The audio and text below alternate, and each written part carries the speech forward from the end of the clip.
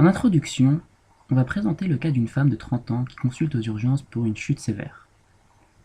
Cet accident n'a point provoqué de séquelles, mais a été révélateur d'une maladie sous-jacente.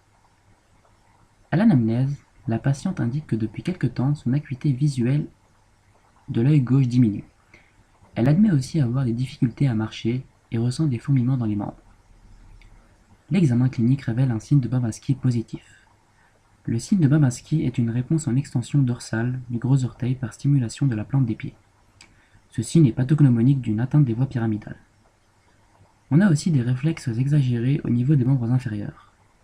Les réflexes exagérés sont le signe d'une désinhibition des centres supérieurs. Ils révèlent donc aussi une atteinte des voies pyramidales. L'examen clinique révèle aussi une abolition du réflexe photomoteur ipsilatéral à gauche. Cette abolition du réflexe photomoteur du côté gauche montre que l'information lumineuse n'est pas transmise jusqu'au cerveau. Et enfin, le signe de l'hermite est positif. Le signe de l'hermite est une sensation de décharge électrique parcourant le rachis et les jambes lors de la flexion de la colonne cervicale. C'est le reflet d'une atteinte centrale des voies proprioceptives.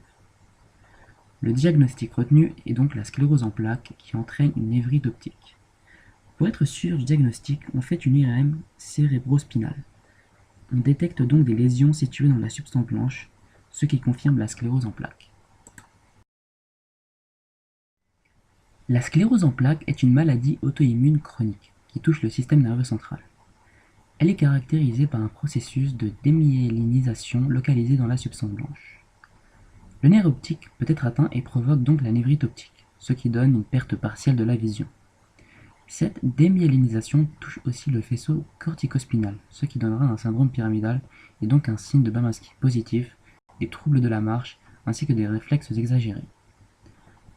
Les corons postérieurs sont aussi touchés et il y a donc une atteinte des voies proprioceptives, ce qui donne un signe de l'hermite positif. Une démyélinisation est la destruction de la gaine de myéline.